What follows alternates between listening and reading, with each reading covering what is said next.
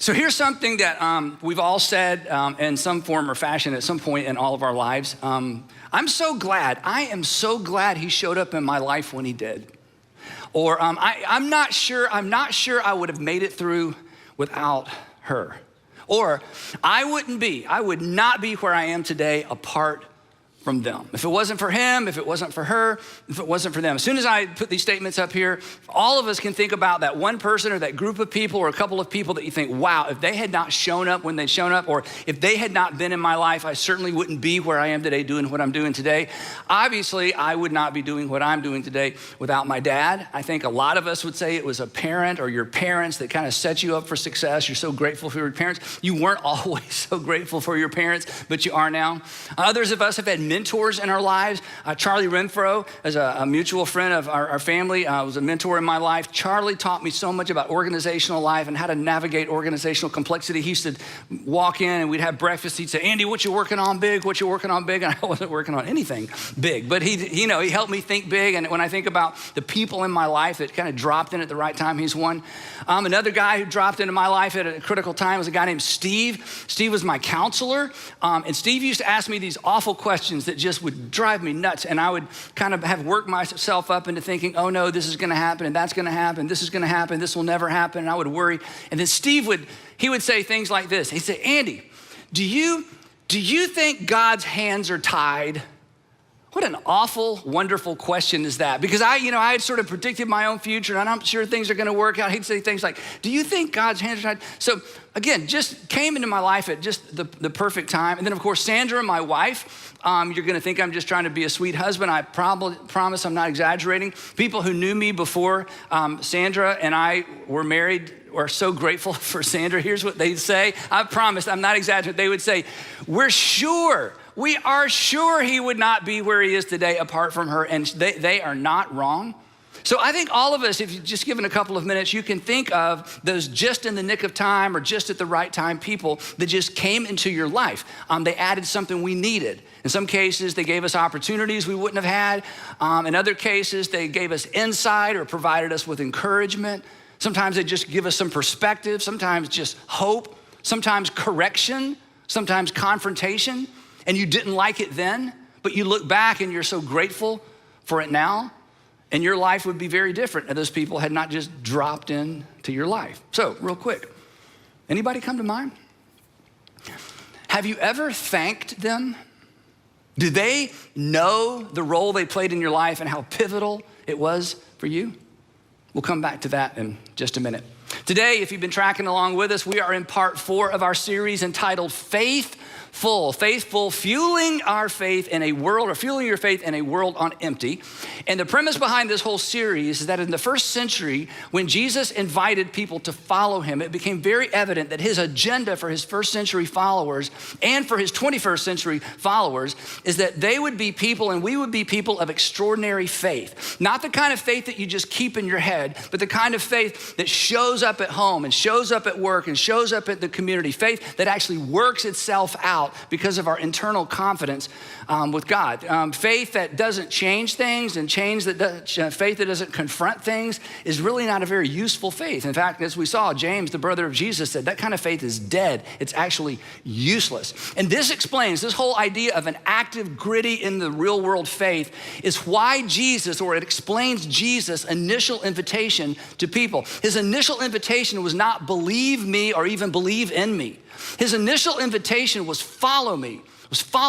In fact, and Jesus never changed this invitation. And if you are part of one of our churches or one of our faith communities, we talk about this all the time, that the invitation is actually to step into the real world and to step into the environments we live in and work in and play in, and to live our faith out in such a way that people know there's something in our minds and in our heads and in our hearts that perhaps is different. And Jesus never altered this invitation. Now, as we said before, the church came along and kind of watered it down and kind of dumbed it down and reduced the invitation of Jesus to simply believe in me.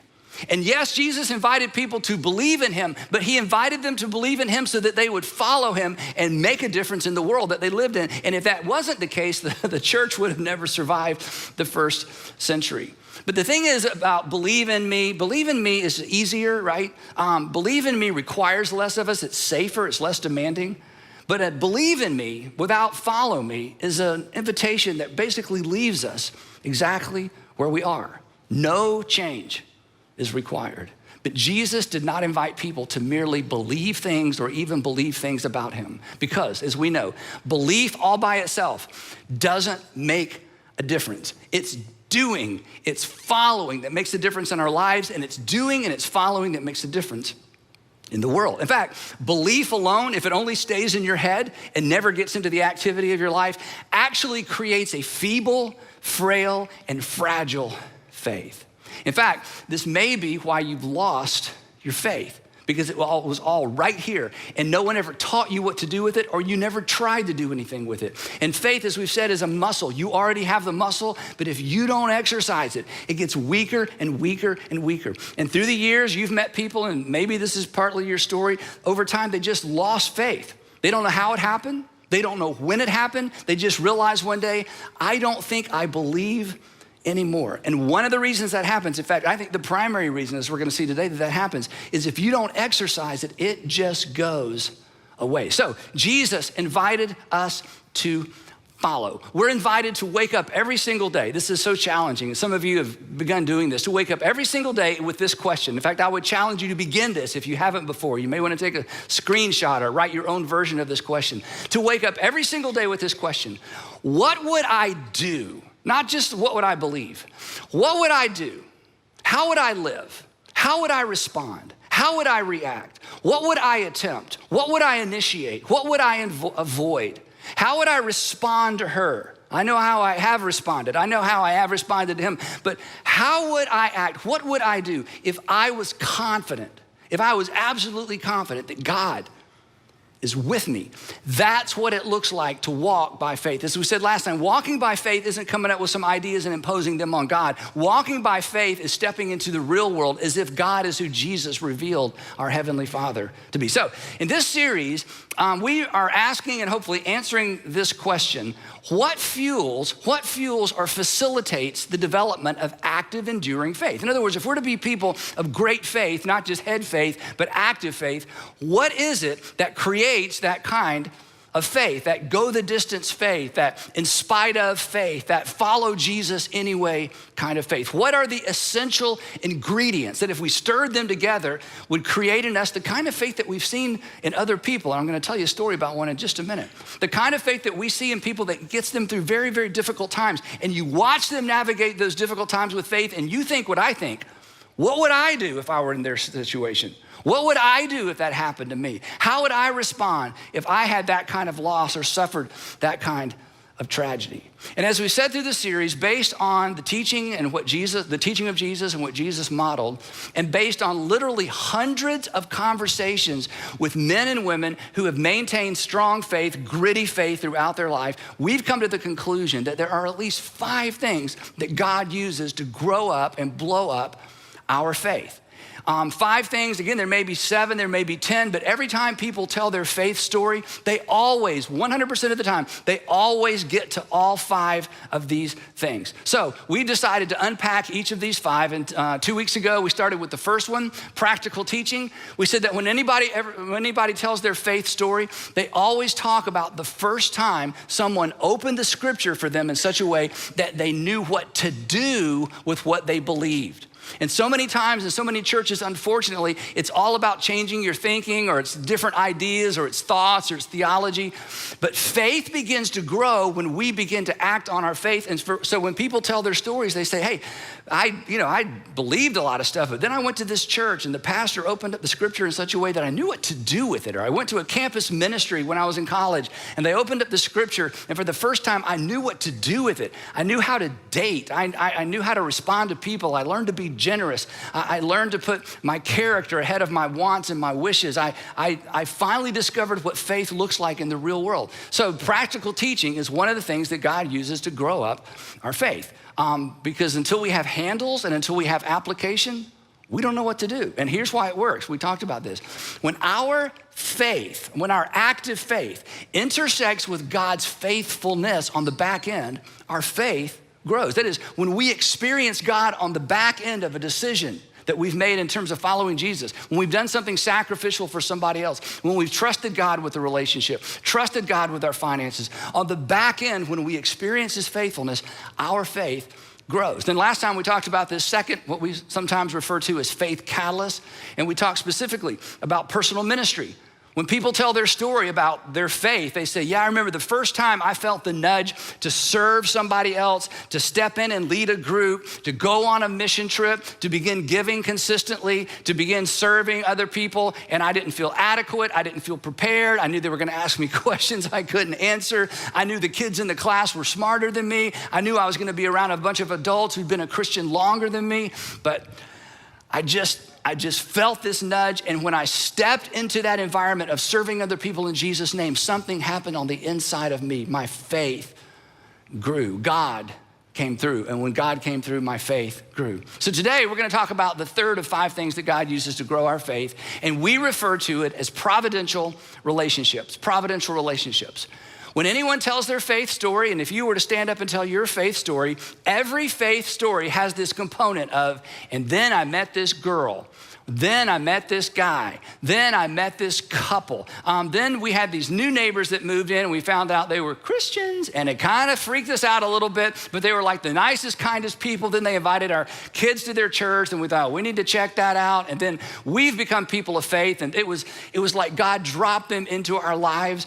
Maybe your story is that your mom remarried, and your stepfather, your new dad was a Christian, and you were introduced to faith. But when people tell their stories, they always talk about, then I met these people, then these people came into my life. Somebody invited me to their small group. This group of girls on my college campus invited me to a small group. I'm like, what's a small group? Sounds kind of strange, but it was in that small group that I was introduced to faith in Jesus, or maybe a coach. I mean, it goes on and on and on.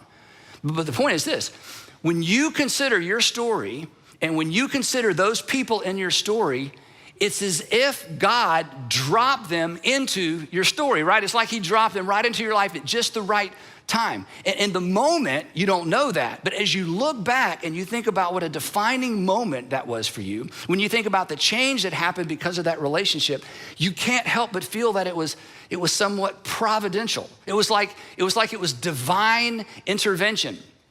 In fact, it may have been an intervention, right? A couple of friends showed up and said, we got to talk to you, and you knew what they wanted to talk about, and you did not want to talk about it, and they talked about it to you anyway. And it was a reversal for you, a change for you. And as much as you resisted and as angry as you were because they were sticking their nose in your business, you look back now and you think, you know what? You say, those were some of the best friends I ever had. That was providential. God brought them along at just the right time. And I don't know where I would be today if it weren't for those 2 guys, for those 2 girls, for that group of people. Now, the other side of this is a lot of you, many of you, maybe all of you have actually played this role in somebody else's life, but you didn't know it. You were just being a good friend. You were just being a good boss. You were just being a good citizen. You were just doing what you knew to do. But when those people tell their story, you're in their story because God brought you in and dropped you into their life at just the right time. But for the person on the other side of your defining moment, you know, the person that God dropped into their life, again, we don't know when it's happening. We always know in retrospect. We only know when we're looking back. Now, defining moments, you know what a defining moment is? It's that moment you look back and think, wow, it defined me for good or bad. Defining moments always involve other people. They always involve some sort of relationship. Again, either good or bad. I'm so glad I met them, or I wish I had never met them, right? So we shouldn't be surprised. We shouldn't be surprised that one of the things that God uses consistently to grow up and blow up our faith are relationships. Because this is actually how Christianity began. Do you know how Christianity began? It began like this, that God sent his son into the world as one of us to interact with us, to change us. That's the gospel. That the whole Christian story began that the Word, God, was made flesh. He became one of us, showed up on planet Earth, and began intersecting with the lives of people. And anybody whose life intersected with Jesus, it was a defining moment. It was clearly providential because Jesus had been sent from God. And then those people began to intersect with other people's lives. And again, those were defining moments, providential relationships as well. I want to tell you about one real quick. It's kind of one of my favorite little Jesus narratives that doesn't get a lot of attention. Jesus comes to a young guy named Philip, And he says, Philip, I want you to follow me. And he had invited Peter, Andrew, James, and John. He says, Philip, I want you to follow me. And Philip, instead of just saying, okay, I'll follow you, Philip says, okay, but I need you to wait here for just a minute. And Philip goes and he gets his buddy Nathaniel. And he says, Nathaniel, you're not gonna believe this. We have met the Messiah. And Nathaniel's like, sure you have. Sure you have. I mean, we've been waiting for the Messiah for hundreds of years. You haven't met the Messiah. Besides, who is this Messiah? And Philip's like, no, it's Jesus of Nazareth. And Nathaniel's like, no, the Messiah doesn't come from Nazareth. In fact, nothing good comes from Nazareth. Nazareth, can anything good come from there? So he disses Jesus' hometown. I mean, Nathaniel is just not interested. At which point, Philip, if he were like most of us, would be like, okay, you just stay here and have your little itty bitty insignificant life. I'm gonna go follow Jesus. We're gonna change the world. My name's gonna be in the Bible. Your name's gonna be nowhere, okay? So that would have been the logical thing to do. I'm gonna follow Jesus. I gave you a chance, okay? For the rest of your life, you're gonna look back on this deal. You should have bought Google stock and you should have followed Jesus, okay? But you missed it, okay? So anyway, instead of that, Philip's not gonna give up. You know what he does? This is so powerful. Philip says, okay, look, Nathaniel, I don't know about the Nazareth thing. I don't know about where the Messiah is supposed to come from, but I'm just telling you, look, come and see. This is the greatest invitation. I can't answer your questions. I can't explain it. Just come and see. And Nathaniel meets Jesus and recognizes who Jesus is. And Nathaniel thanks Philip for the rest of his life because he had a ringside seat. Nathaniel got a ringside seat to what God was doing in the world to bring about the salvation of the world. And he would have missed it if it hadn't been for Philip. And Philip almost allowed him to miss it, but he just didn't say, he just wouldn't give up. And don't you know, I mean, every time Jesus did something amazing, that, Nathaniel would turn to Philip and say, I'm so glad you invited me. I'm so glad you invited me. I almost missed it. Now, that little piece of narrative reminds me of something that happened to me and to Sandra and to me that I want to tell you about. Many years ago, a couple moved from the Northeast to Alpharetta, right around here where we live. And their neighbor, Nick, realized they weren't church people, they weren't faith people, and didn't seem to be interested. So Nick decided to invite them to his church. He didn't attend one of our churches. He had attended a church in their community. So he invited them to church. Tim, the husband, was like, I don't know. Carla was a little more open, but Nick just stayed on top of it. So he finally got them to attend their church. They went, and then they went to a couple of special events. Tim, the husband's like, I really don't want to do the church thing. And Carla was trying to be polite to the neighbor. So after 4 or 5 or 6 visits to their church, Tim and Carla said, Nick, thank you, but no thank you. We appreciate it, and just no more of that. Well, if you're Nick, you're thinking, I get extra credit. I invited my neighbors to church, and they didn't want to go to church, but God, I've been persecuted for my faith and rejected, and, we'll forget this, right? You know what Nick did? This is amazing. Nick was so convinced that Tim and Carla needed faith in their life. He said, okay, well, I want to take you to a different church. And Nick, and Tim's like, I don't want to go to any church, not even a different church, no church. Carla was like, okay, and Nick just stayed on time. And so Nick invited Carla to North Point Community Church. He brought her to the 9 o'clock service. Then on the way back to drop her off, had to explain what they had just experienced because this was really different than anything she'd experienced in church before. Drops her off, and then he went to his church. And the next Sunday, he did the same thing. And the next Sunday, this went on for so long. Their 2 kids said to their dad, Daddy, where does Mr. Nick and Mommy go every Sunday morning? This is kind of strange, true story. So eventually, Carla brought the kids, and Nick would just go to his own church afterwards. He wasn't trying to change churches. He just felt like this couple needs to be in church. His family needs to be in church. Carla brought the kids got involved and loved it. Finally, Tim, like whatever. So Tim began to come to North Point. And as Carla said to me, this is a quote when I called her this week to make sure I had all these facts straight. She said, and Andy, the rest is history.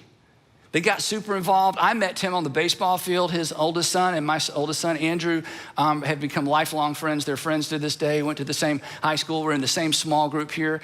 Tim joined a guest services team. They both just got super involved. They joined our small group. In fact, I heard this story in our community group when we were going around sharing stories. How did you, get into church? What's your faith story? That's the story they told. They talked about Nick. So we become lifelong friends. And then in 2013, Tim was diagnosed with ALS, this horrible, terrible disease that you know about. And his doctor said, you got 3 to 5 years to live, Tim. So our community group became, the Tim group. We were Team Tim and Carla. We're just going to carry them through this awful time. That was 2013. Tim is still alive today.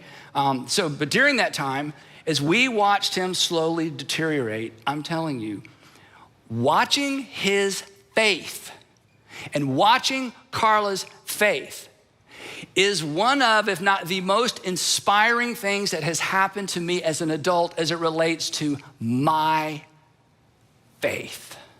In fact, several years ago, our parts of our community group would go do the ALS walk or the walk to defeat ALS. So one year when I was there, I took this picture. I want to show you this picture I took with my phone. This is not Tim. This is Tim. And I saw Tim coming. This is a buddy that was in his support group that has since passed away. Tim saw us, he's walking over, then he saw his buddy, and he immediately, so emotional to me, went down on one knee and just took him in his arms.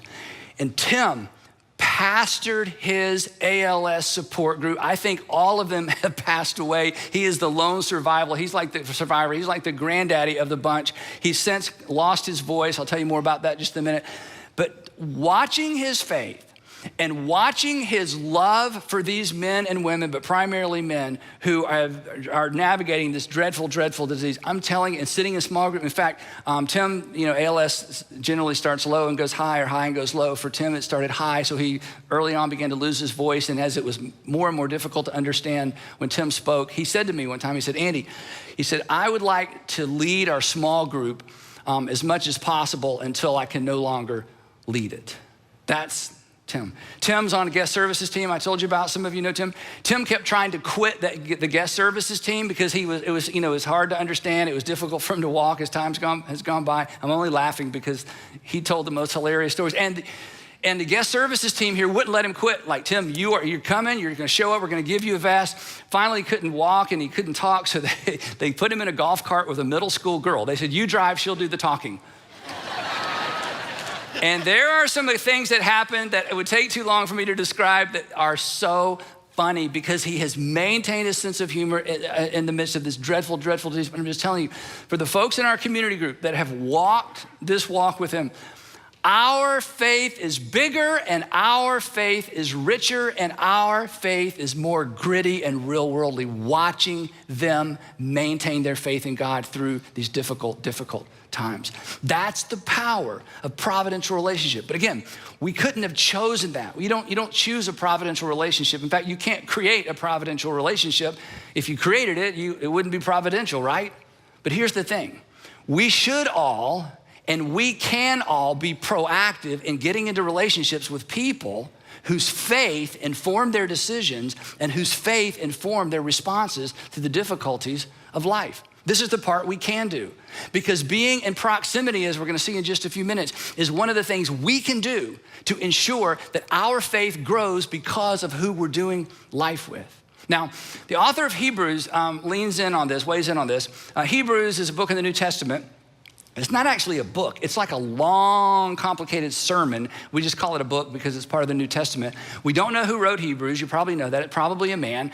And in one section of Hebrews, the author is urging these Galileans and these Judeans, these sons and daughters of Abraham, not to give up their faith in Yeshua and Jesus and Messiah. So they believed in God, but they were new to faith in Jesus. So he's urging them, don't give up your faith. And so here's what he says as he urges them to hang on. He writes this.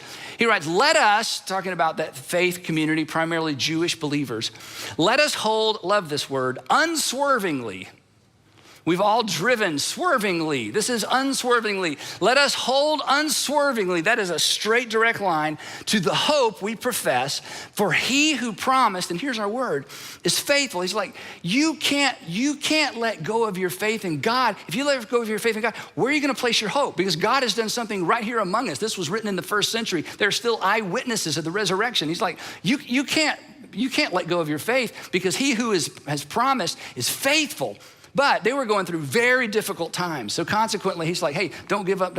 And then he says this, in order to facilitate us holding on unswervingly, he says this, and let us consider, that is, let us think about it, contemplate, let us focus on, let us consider how we may, and here it is, spur one another on.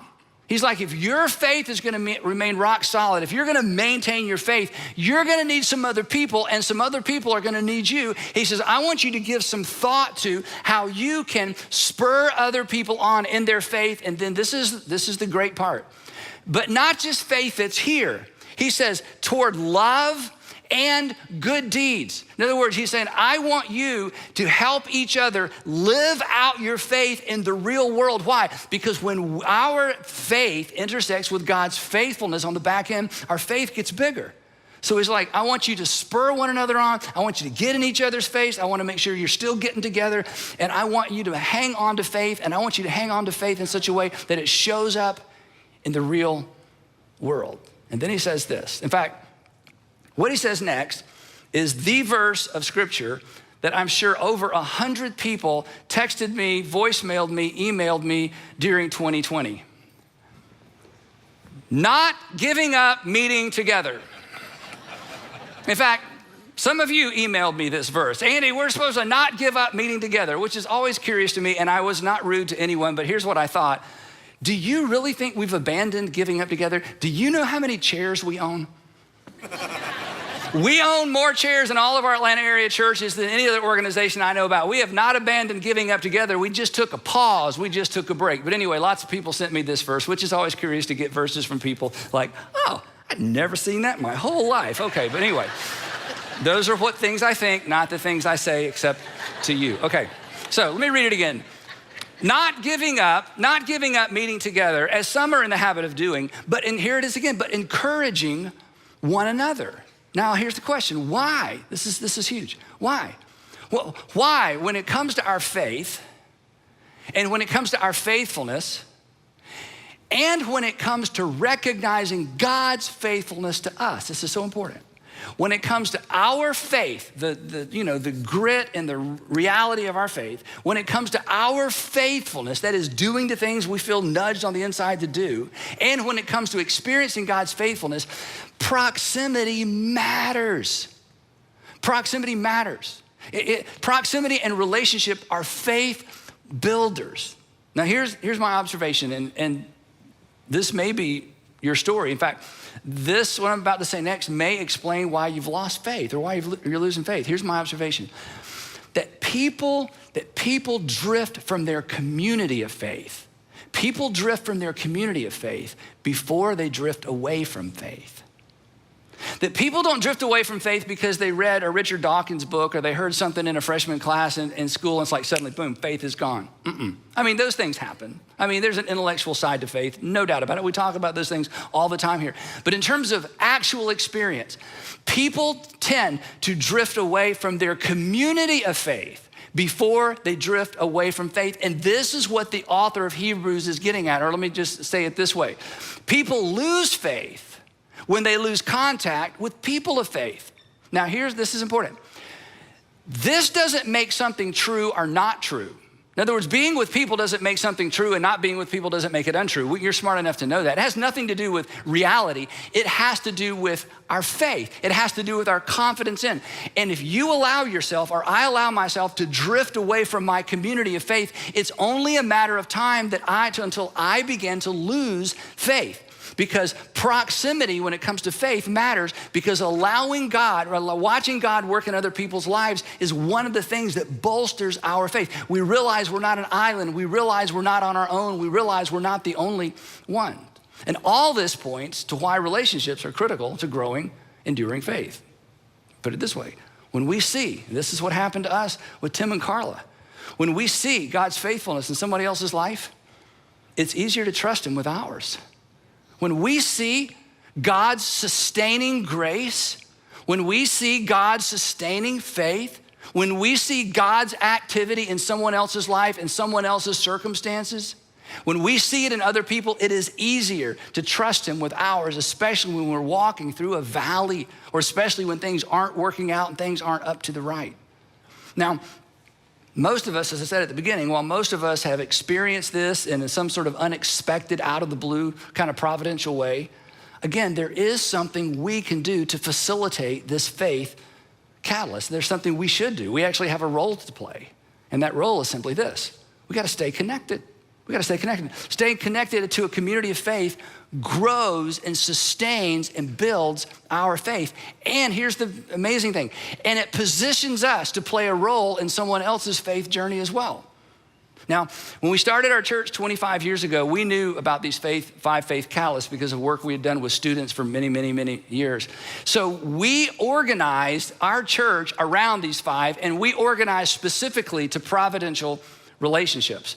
We knew that we couldn't program a relationship, and you certainly can't program or organize a providential relationship, but we could organize to increase the potential of a providential relationship. This is why we do community groups. This is why we want you in small groups. It's not just so you'll have something to do. You've got enough to do, but we want you doing life with other believers so you can experience their faith and they can experience yours. Again, I cannot imagine the loss it would be to me not to know Tim and Carla live. It would be a loss to me, which sounds selfish, but I'm just telling you, apart from community group and being in group with them, we would not have had this journey with them together. And they would tell you, they're not sure where they'd be without our group and the support that we've been to them. We didn't plan that. We just planned, let's put people in groups. And as people have grouped up, these things just happen. And many of you could stand and tell your own story. The other thing we did from the beginning, and we were the first church that I know of to do this. A lot of churches do it now. With our children, our middle school and our high school students, when you serve, and many of you signed up to serve last week, we're so excited about that, and we still love to have more of you. We connect adults and high school seniors, or high school students oftentimes, to children, and the group leaders for children stay with those children 3 or 4 years. The reason is because the relationship is or more important than the content. When somebody plugs in with a middle schooler in the 6th grade, our goal is for those adults to stay with those middle schoolers 6th, 7th, and 8th grade, because the relationship is or more important than the content. The same with high school. And so consequently, we've been doing this for so long, the stories we hear, not about the content. Oh, I'll never forget when they shared that one story. I mean, we get some of that. Mostly what we get is, she was so influential in my life. I don't know where I would be without him. I'm so glad he was in my life because my parents, they lost their minds, but fortunately, my small group leader kind of helped me place all that into context. And I can't even begin to remember all the parents through the years who have said, I'm so glad my son, my daughter had that small group leader for those years. So again, we've done everything we know to do organizationally and programmatically to facilitate the potential of providential relationships, because providential relationships is one of the big 5 things that God uses to grow our faith, and the payoff in terms of spiritual maturity has been absolutely huge. So let me just say this to you parents, okay? I don't want to say you're crazy not to, okay? That's too strong. But as a parent who raised 3 kids in these environments, you do yourself a disfavor not to have your kids here. Not so we can count kids. We're not winning awards. We're not competing with anybody. It's just that your kids' faith is contingent upon your faith to some extent, but also the faithful adults that are around them. That's why we do what we do. And it's why, as I said earlier, I encourage you to invite people to come sit with you. Come sit with me. This is potentially a life-changing invitation. It really is. A single invitation, think about this. A single invitation, you never know, I never know. A single invitation could position you as a catalyst in someone's faith story.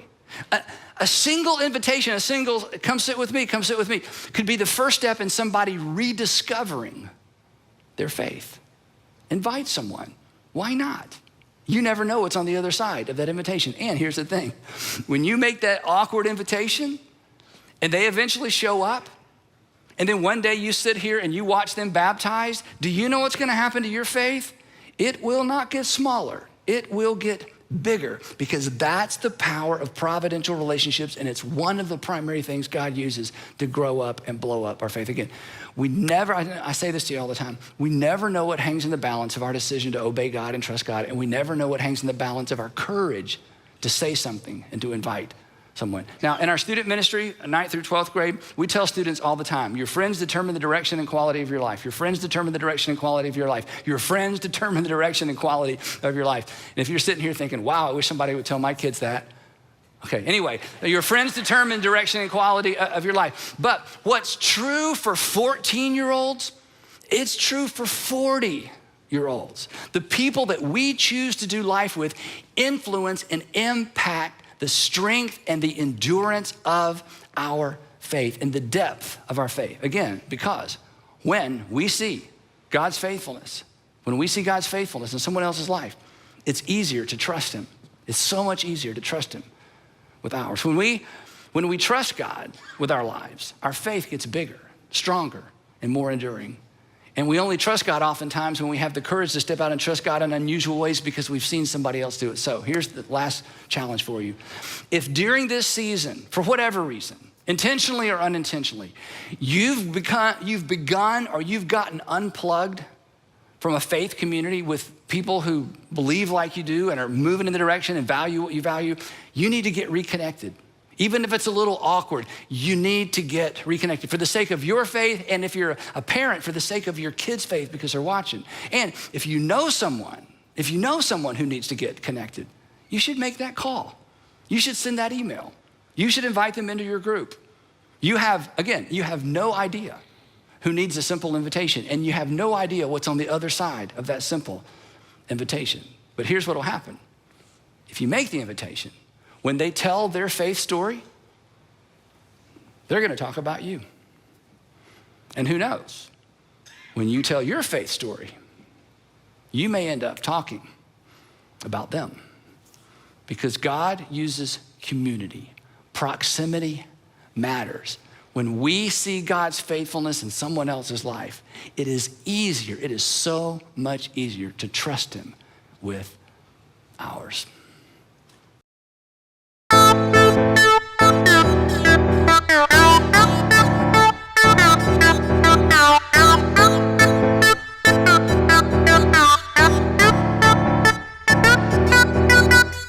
Hey, brand baby in the high heel on.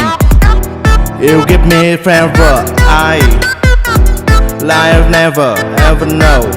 You are sure to product of love life. I like the blue earth. Your walk, your talk, your dread. I feel so forever from my little ground. You freak you. I'll be my car, and whip in the town. Just give me baby, and tell me try that you the one for me. The way you make me feel, the way you make me feel, you really turn me wrong. You really turn me on. You knock me up off my feet. My lonely days are gone.